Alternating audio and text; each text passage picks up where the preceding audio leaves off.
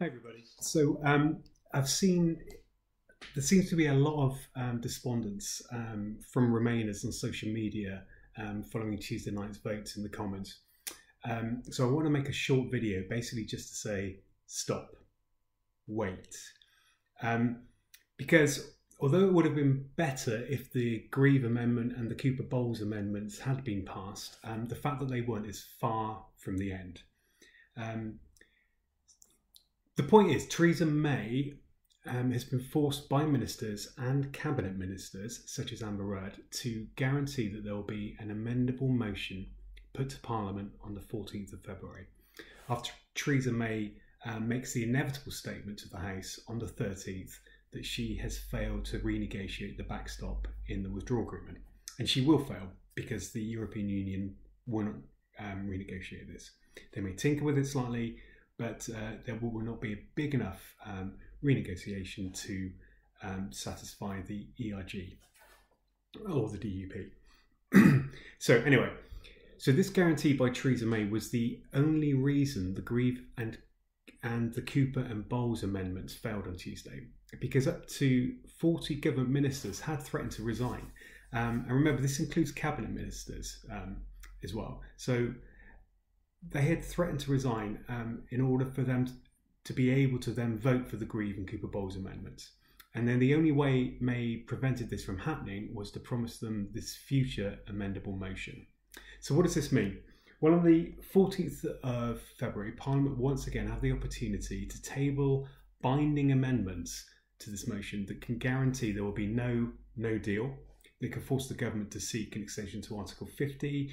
They can force the government to call for a people's vote or any other course of action. It is this date that will probably be decisive because as time goes by, each option, for example, renegotiating the backstop, will fall by the wayside, having been proven publicly to be unachievable. Basically, it's been unicorn fodder. And so what this is a process of elimination of the various, is Parliament and the government going out, trying various different things. As each one fails, they're eliminated from the possible outcomes that can happen.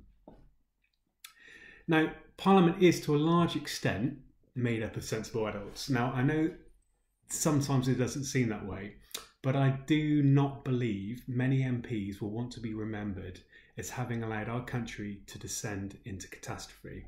And so they will step up to the mark. That's my firm belief. Only when all the options have been discredited and a people's vote is the last one standing, along with a no deal, will minds be set. So it's a process.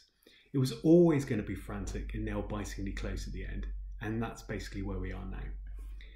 Now, many government ministers, cabinet ministers, opposition MPs and Tory backbenchers do not want to see a no deal. Theresa May's deal cannot command a majority in the Commons. So as it stands, and assuming nothing changes, like the Labour Party swing behind May, or May changes her red lines, I mean, these things are all theoretically possible. So, but as the way it stands, amendments will be made on the 14th. They will most likely be passed, I believe. And it is my belief also that Parliament will begin the process of taking back control from the government at that point. So don't lose your nerve. Now, I've always thought Article 50 will be extended, but now I think there is a growing possibility that it may actually be revoked altogether to allow for enough time to legislate and carry out a referendum. This would also get around the problem of the EU parliamentary elections that are coming up later this year. So keep the 14th of February free in your diaries, assuming you're not doing anything for Valentine's Day, that is, because that is the day we've all been working towards. It may go right up to the wire before Article 50 is extended or revoked, but the 14th is the next big day in the calendar. And most importantly, don't despair. It was always going to be this way. It was always going to be stressful and nail-biting, and it would be easy to fall into despair at this point because everything is now coming to a head.